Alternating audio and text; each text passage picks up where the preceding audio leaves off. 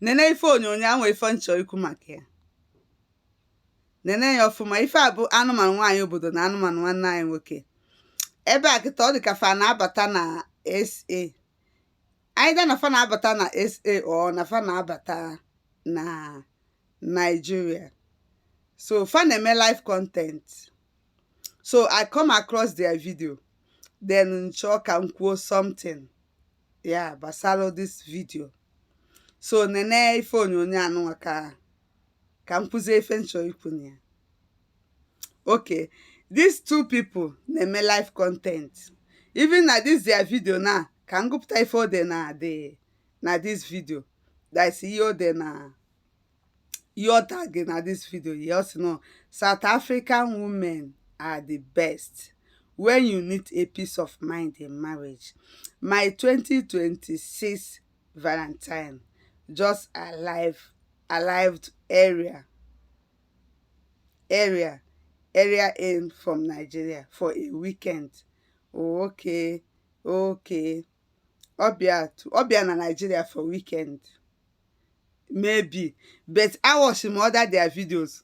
Ọ na-asịkwa asị nọ n'ime si na nwunye ya na ya anụghị for 25 years ka fa na-anụ. And no be na Nigeria for no be na Nigeria for 15 years. So on a live content with this Anụmanụ Nwaanyị obodo here. When I talk that is called deceive gender agasị. So video he come across video this guy. There's no way he watch the video anụmanụ.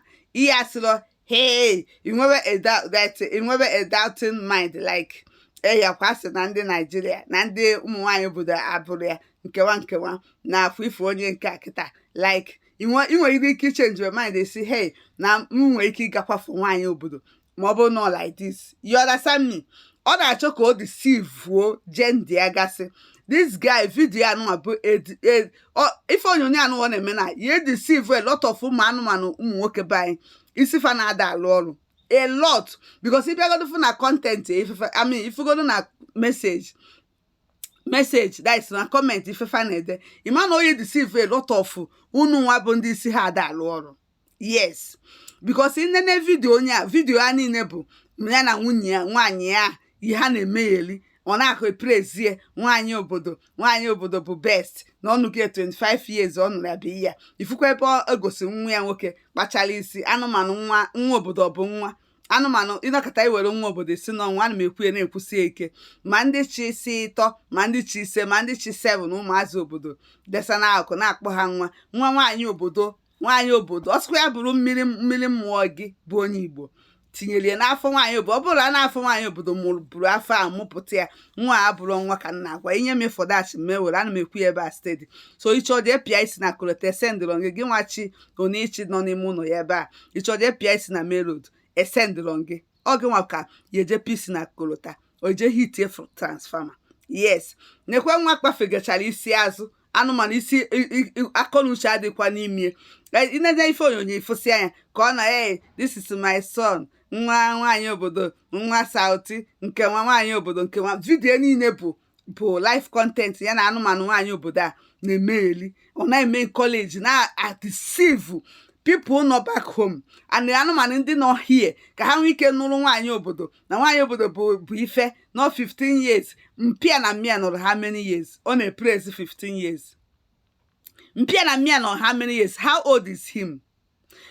Mpịa na mmịa nụrụ ọ na-epraise 15 years agabekwa aga. Chere ka ụkwụ kpọọ ya na ma Chukwu ekwukwa na nwekwe na-ekpere ibi ya je ekpere. But after all anyị chine bụ afịa ka anyị na-azụ n'obodo anyị zụcha afịa anyị na ka ụkwụ kpọọ ya echi niile na aka asị na ọnọzi na Chukwu ekwe na asị na ọnọzi nwaanyị ada n'aka ọ dara nwa ọ dara anụmanụ aboki nke ọ mụrụ nwa si na nwa nwoke na-enweghị ọpasta na blọsọ iri McDonald rijuo afọ zegero onwere tinking faculty o nwere n'isi ya se human being. Nwa obodo abụrụ na nwa ọha ya ese ọsọ anwụrụ ọya akpọ see Igbo ọ da arụ ọrụ gwa na ọsọ nke dị stronger before ọ banyezie isenya upe ịghọtago. So nwoke akwụkwọ onye chi niile ọ daa ọ dalụ nwa anwụ anụmanụ nke nwa nwoke ahụ sọsị n'ọnwa ka ọ mụrụ ya ọ dalị ọdanatia SA dalụ ngwo property niile akpachara anyị na-enene anyị na-eme ọ na-agụ ya agụ ọ na-encourage hey na mma anụkwa nwaanyị obodo ndị kpọ na Nigeria anyị na-ebi life like this inenesie ka o si fresh life nenegodo ụlọ ha bigodo onwe ike ọ bụ na anụmanụ ewu ọfịa kpatatụrụ ego n'obodo a mebi ọ zụta nwụrụ ọgwụ sụta ọnụ ya nwee ezigbote ego wee na-aba anyị wee nwee ezigbo ụlọ ọkụ na dice mebi na Lagos ọkụ na-enwu n'elu gasị ụmụ ihe lifestyle akwa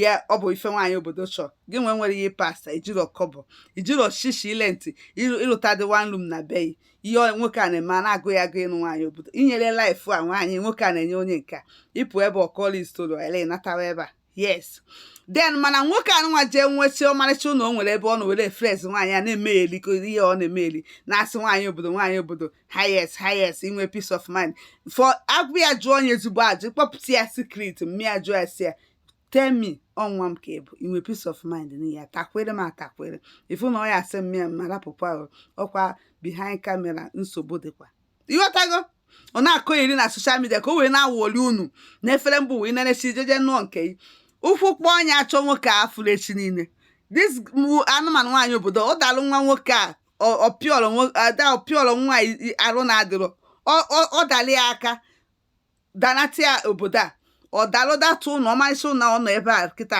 na-emegheli na ya nụ ole ụlọ a gbuo lenye ọkshọn gbagote saịda ọma nọ ha ebe a ọma nọrọ di a so lapụkwa ihe ọ na ebe a na-esusu ya si 5 years nwunye stay in Nigeria why o ji si now she alive Valentine alive a na-awọrọ unu efere mba ụwa a na-edisive unu anya saa chelu ka ọ bụ na ihe na ya ọ bụ na ịbụ follow na ị na-efolo the guy kabala a na-alụ keep in touch ụwa ka anyị nọ ọkwa anyị na ya na-ene n'anya ka anyị nyekwuo years to come ka nwee ihe onwe ka o si wee dị ka ịgwa ma nwoke ma ya na ihe ha na-emeri ha ka anyị na-emekwa ya rapụsịa ihe a na-ama nsị ka a na-ebu nwere ihe ya nọgide si na inwe peace of mind ebe nwaanyị obodo nọ ọ bụ na ịtakwere onye ifo n'anya gwa ihe na-emenụ gwa eziokwu obi niile ihe ị na-afụ dị ya behind camera ihe ọ na-emegheri ọ gwa ya eziokwu nna ya ọkwa ngara marụ kpeziri azụ ife a anụmanụ